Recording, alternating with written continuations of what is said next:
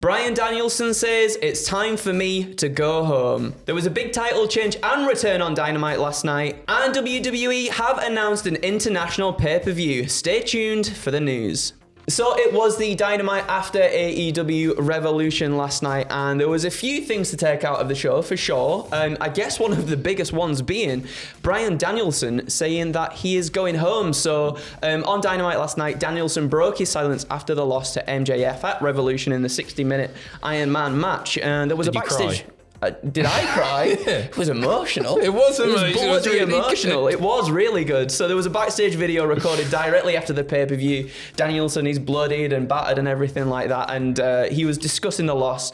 He noted that during the match, when he didn't have feeling in one of his arms, he thought about the champ's dire warning about making sure Danielson could never play with his children again, and that was peppered in with like photos of Danielson playing with his kids and stuff. And then a dejected Danielson reflected on the match, and then he just said, it's time for me to go home. Tears in his eyes, ready to go away. Great performance, but I think that he's not gone. He's coming back, obviously, but I imagine he'll take a little bit of time away. It was really great. Like, Danielson does big emotion really, really well. Yeah. It was an absolutely fantastic promo, but it was a promo. Don't expect him to be going anywhere, but maybe he'll come back and be more part-time after this. I don't know. He's getting old, isn't he? He's getting on a bit. And as you were saying, sort of like, the emotion plays into the stuff that's happened prior in his career as well, like him getting retired and everything as well. And as you were saying, he played into it so well. I think he deserves a break after sort of this really phenomenal run he's had with MJF, and I think the storytelling's been good there between the two as well. It was one of the builds I thought was the most compelling and probably the most built-up match on the card, as it is anyway. By a mile. I wonder now if we're going to get him maybe going away for a little while. We also saw on Dynamite that the Blackpool Combat Club have pretty much just turned full-blown heels at this point too. And maybe we want to keep Danielson away from that. I think when he comes back, maybe even challenges some of the lads in the Combat Club when he does return. I think we'll probably get something like that down the line. What he does next, though, I'm looking forward to see it, but I do also at the same time, I hope he takes a good old break, because that 60-minute Iron Man match takes a toll on anybody, really, doesn't it? And, I've been there, done that, mate. You've been there many a time. Many a time, AJ has it, but we'll see. We'll see what happens. I hope he enjoys playing with his kids. Yeah, definitely. That wasn't also like a big surprise thing, Adam. Do you want to tell the people what happened with a certain AEW championship? I'd love to. We saw a huge return, the biggest return possible in QT Marshall coming. What are you laughing for? I'm not laughing. All right, he's bloody. He puts in the work. No, that's it. He's a workhorse, and he's consistent. And he puts over consistently people as well. Boring. Consistently boring. No, he's not. He is though. He's such a safe pair of hands. I can't. Literally, in all of wrestling, I don't think I can think of a safer pair of hands than QT Marshall. No. But anyway, we saw the TNT title on the line. Obviously, it's a bit messed up at the moment because it got stolen. And so they started in the parking lot and just street clothes and all that because his gear got nicked as well. That's rubbish. And then, QT Marshall made a big return, struck with a chair. Wardlow got hit with a chair, and then he sided with Hobbs, and they do the big power bomb off the entrance stage through a staging platform, and then 10 count, motionless Wardlow, Hobbs picks up the win, and the very, very short little reign there for old Wardlow. I'm happy for Hobbs, but I'm sad that it came at the expense of Wardlow just 4 days after he won the belt. They've worked here. That's exactly what they want, mate. Yeah, that's exactly what they want. So now you want to see him get the belt back? I don't know if I do at this point. Genuinely, and that's the thing. I think like the momentum has just kind of been taken out for me at this point with Wardlow, unfortunately. Well, I hope others feel differently. Well, I do as well, and I hope that this is like a build towards it. But I mean, it feels so bad because it just feels like Wardlow can't catch a break at all. He's had the TNT Championship stolen, his gear stolen, and everything as well. Obviously, before we had the squash with MJF, and we're like, okay, this is going to go somewhere cool. Now he wins the TNT Championship, but then that's overshadowed by stuff with MJF.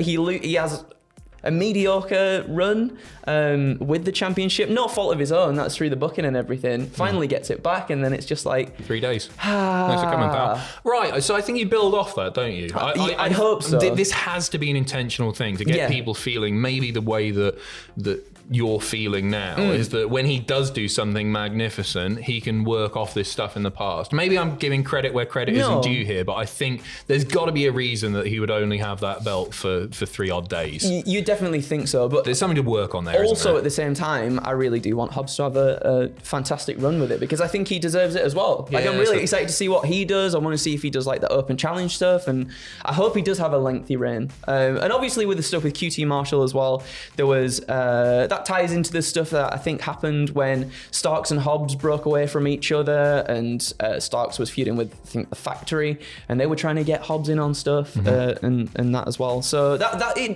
does make sense in the grand scheme of things why QT would get involved. But you excited to see QT back? I'm keen to see like what he can do. I'm keen to see what he can do. I think he gets a hard time of it, and we've had a bit of fun there. I think he does too, and I think he definitely puts over talent really well and sells well for them. He takes losses for them and everything too. Like he does what he does really well, I think. Yeah, I guess he always could have done with a bit of building up before he gets knocked down. Like you say he puts people over, and you're totally right, and he does make his opponents look really, really good. But when you're beating QT Marshall, it's basically like Brooklyn Brawler. You know what I mean? It's not that big a thing. No, I know so what you hopefully mean. This is something good for him, and we can really see what he's got. I Fingers crossed. I like the guy. I'm saying all the best to Wardlow, and I hope everything does sort of pick up for him again. Maybe this jettisons him off into something else instead. Who knows as well at the same time. I guess he just needs some time off to buy some new gear. And that, probably too. Find the belt. Speaking of belts though and championships, on last night's Dynamite, Tony Khan appeared to make a shock announcement, a big announcement. He loves making them. He loves making them big announcements about one of the titles in AEW, and he announced that the All Atlantic Championship would be renamed to the AEW International Championship, and it will be defended next week when Cassidy puts it on the line against Jeff Jarrett too. So All Atlantic Championship now being called the AEW International. International. I don't know why this is happening. Less of a mouthful. I honestly have no idea. Is there something here that I'm missing? I wonder if international implies that it'll be defended not just stateside as often. Maybe they will now go like further afield even than they've done here. Indie shows in the UK or in other places. Well, Germany. Pac did that, didn't he? Oh yeah, he did actually. Thinking about it, like when he had it. I don't know if it's been done more recently, but I don't know. It might just be a branding thing that it might be. It sounds similar, obviously, to Intercontinental as well. Yeah. Maybe there's a little hoping that people get mixed up and tune into AEW. Maybe. Who knows? But because I think they're going to see Gunther. Oh, what's this? Can you? Oh my God! the undisputed Intercontinental and International Champion Gunther. Moving on. Oh, sorry, I got the wrong thing here. No, I got the right thing here. Hello, double-sided. Bloody hellfire. Scorpio Sky recently took to Twitter, obviously about the ongoing discourse between what happened. What was the dream? Is this being cleared up yet? So there's been numerous reports since. Obviously, it first started out people like it's water, and then apparently things have now sort of been revealed that it was tequila in the cup. It was tequila in the cup that MJF threw all over a child, and sort of. Wait, we're meant to be offended by this. I know. What are your thoughts? My thoughts are, I don't know. It's cheap heat. Yeah. Almost at the end of the day, it's cheap heat, and if the child, we found out, because at first a lot of people were like, it's a plant, the child's a plant, this was supposed to be like a spot that was planned, and it wasn't. And I kind of feel bad for the kid who was just sitting there, just watching the show, and then all of a sudden he's got alcohol thrown all over him. It's different with it being alcohol, isn't it? It is different. Maybe he didn't know that. Maybe you shouldn't chuck drinks on people. Well, yeah. I think it's been a bit blown out of proportion. Maybe it was a little bit out of order. It's not the end of the world, is it? And it's not the end. And he got tickets.